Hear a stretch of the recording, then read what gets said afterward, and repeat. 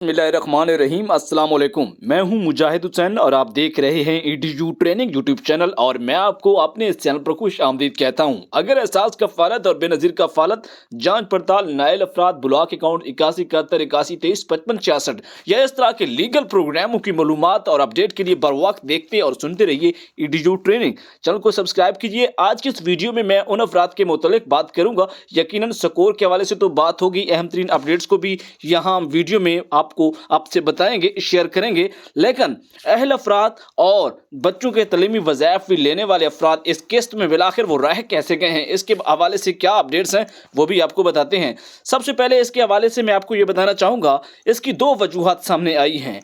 एक बड़ी वजह यह सामने आ रही है कि जो लोग अभी अहल हुए हैं उनकी किस्त थोड़ी सी लेट हुई है क्योंकि मुंतकिली का सिलसिला जारी है। लेकिन बच्चों के तलीमी वज़ाइफ में 55 अरब रुपए के लगभग, अगर मैं गलत नहीं हूं तो इंसान है, गलती भी हो सकती है अदाद शुमार बताते हुए, तो जितनी भी रकम हुकूमत ने तलीमी वज़ाइफ के हवाले से जारी की है, इस दफ़ा हुकूमत ने बेनिफिशरीज की तादाद भी बढ़ाई है, नए लोगों को भी शामिल किया है। लेकिन किस्त जो है जितनी भी जारी की गई है फंड, वो तकरीबन पुराने लोगों से थोड़ा सा बढ़कर किया गया है, लेकिन एक अनएस्टिमेटेड बगैर अंदाजे के काम हो गया है, जिसकी वजह से कुछ रेगुलर बेनिफिशरीज जो हैं इस मरतबा रह गए हैं।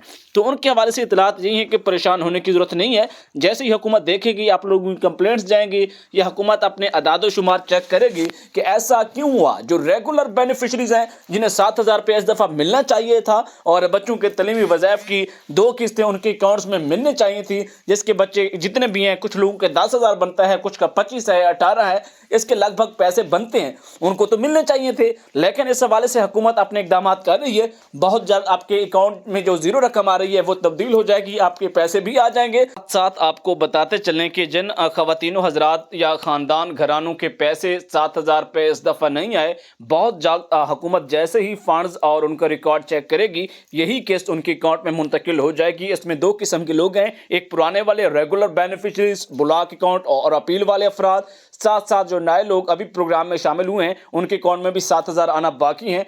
लेकिन परेशानी का मसला यह है कि जिन लोगों को पैसे पहले से मिल रहे थे और उन्हें यकीन था कि हम बेनज़ीर कफालत या एहसास कफालत से पक्के पैसे लेते हैं, बेनिफिशरीज हैं परमानेंट, लेकिन हमें ऐसा क्यों किया गया है, तो परेशान होने की ज़रूरत नहीं है।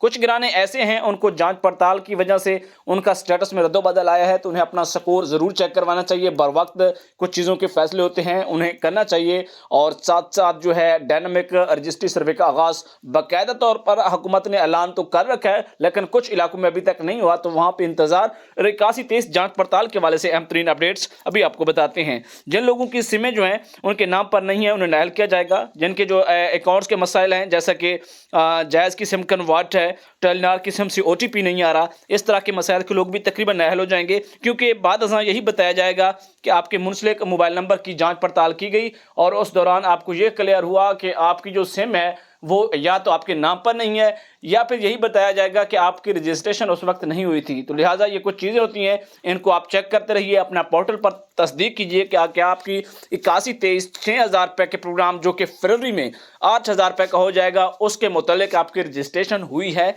या नहीं। इन तमाम तर चीज़ों से अपडेट और बाखबर रहने के लिए ईडीयू ट्रेनिंग यूट्यूब चैनल को सुनते रहिए, देखते रहिए। इजाज़त दीजिए, अल्लाह हाफिज़।